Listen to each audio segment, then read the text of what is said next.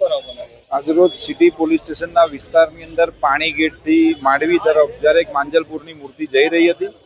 ત્યારે એક બિલ્ડિંગની ઉપરથી ઈંડા ફેંકવાની અંદર આવ્યા છે, જેની પુષ્ટિ પોલીસ ખાતા દ્વારા કરવામાં આવી છે. FSL બોલાવવાની અંદર આવી છે અને જે ઘટના ઘટી છે બહુ દુઃખવાળી ઘટના ઘટી છે. આપણા સમગ્ર હિન્દુ સમાજની અંદર ખૂબ જ દુઃખ વ્યાપી ગયો છે અને કારણે ખૂબ મોટી સંખ્યાની અંદર અત્રે સિટી પોલીસ સ્ટેશન ખાતે તમામ હિન્દુ સંગઠનો, ગૌરક્ષા સેવા સમિતિ અને આજુબાજુના ગણેશ મંડળો એકત્ર થયા હતા અને સાથે જ તમામ જે અધિકારી છે એમની જે સાવચેતી છે એમને ખરેખર સલામ કરવી જોઈએ કે જોઈન્ટ CP સાહેબ દીનાબેન પાટીલ સાહેબ, ઝોન 3 સાહેબ, ઝોન 4 સાહેબ, તમામ જે ACP સાહેબ છે, PI સાહેબ છે, આજુબાજુના વિસ્તારના તમામ અહીંયા હાજર થઈ ગયા હતા. તમામ ઘરોની અંદર કોમ્બિંગ હાથ ધરવાની અંદર આવ્યું છે અને